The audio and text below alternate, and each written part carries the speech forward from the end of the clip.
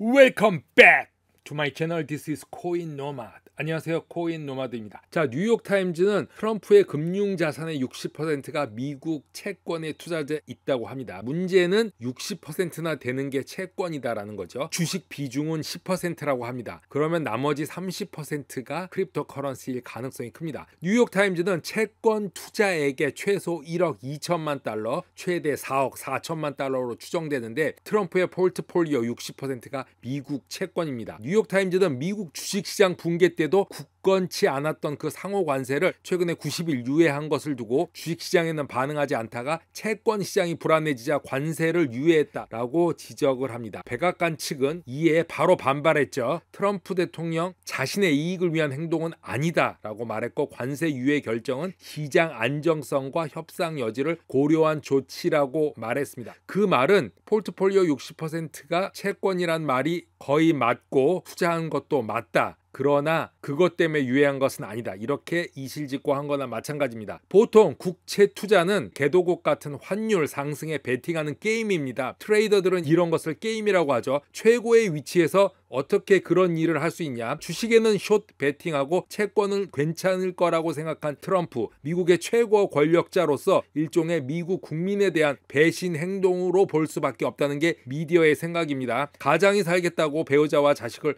숏치는 거랑 다름없다. CNBC 인터뷰에서 민주당 상원 의원 엘리자베스 워런 의원이 나왔습니다. 바로 파월 해이만 때문인데요. 주식시장도 크립토 마켓도 금리 인하를 기다리고 있습니다. 왜냐하면 양적 완화가 되어야지 시장에 자금이 들어오고, 먼저 주식시장 그리고 트렌드가 되어버린 이 크립토 시장, 주식시장 먼저 들어올 가능성도 있습니다. 모두 기다리고 있지만 트럼프의 인위적인 금리 인하는, 제롬 파월 연준 의장까지 해임시켜서 만드는 금리 인하는 이런 양적 완화 아마 모두를 만족하지는 않을 것이다. 오히려 독이 될 수 있다고 생각을 합니다. 오늘 인터뷰를 보면은 엘리자베스 워런 상원 의원이 이렇게 말합니다. 파월의 해임하게 되면 미국 시장은 상승이 아니고 또 폭락할 것이다 라고 말합니다. 금리 인상한다고 해서 다 오르는 건 아닙니다. 기축국인 미국 시장은 아주 정교한 금리 기술이 아니면은 조정하기 힘들다 하기 때문에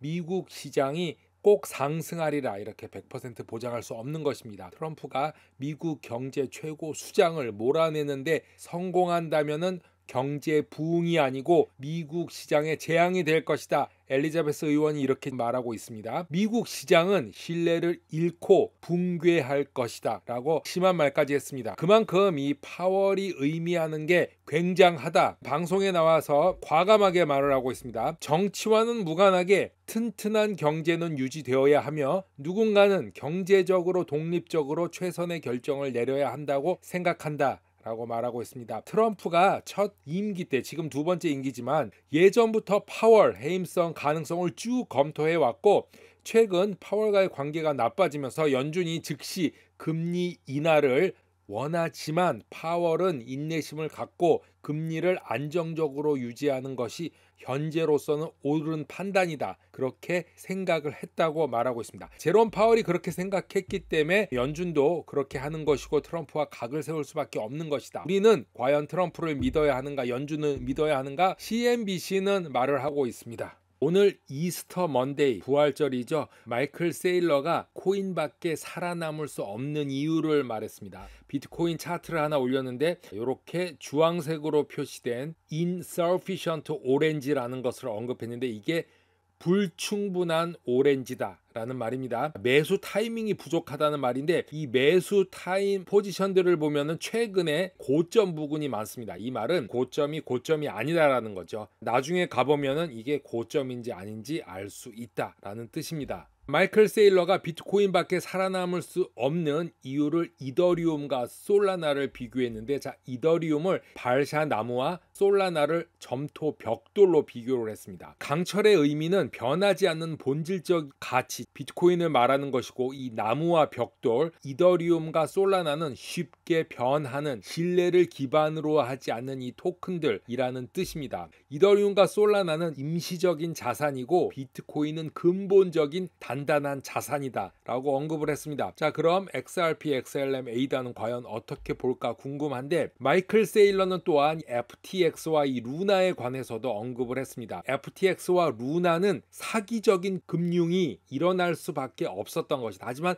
비트코인은 이런 것이 일어나지 않는다. 왜냐하면 탈중앙화가 완전하게 이루어진 것은 비트코인뿐이 없다라는 말입니다. 완전히 탈중앙화가 되지 않은 다른 금융과는 비트코인과 다르다. 마지막 캡처에 보면은 on securities라고 말하는 것은 증권이냐 아니냐, SEC가 규제를 받게 되는 원인이라고 말합니다. 비트코인은 증권이 아니다. 분명히 아니지만 이더리움이나 솔라나는 SEC에 의해서 증권이다, 증권이 아니다라는 논쟁이 될 수 있다라고 말을 하고 있습니다. 코인노마드 오늘은 여기까지 하겠습니다. 감사합니다.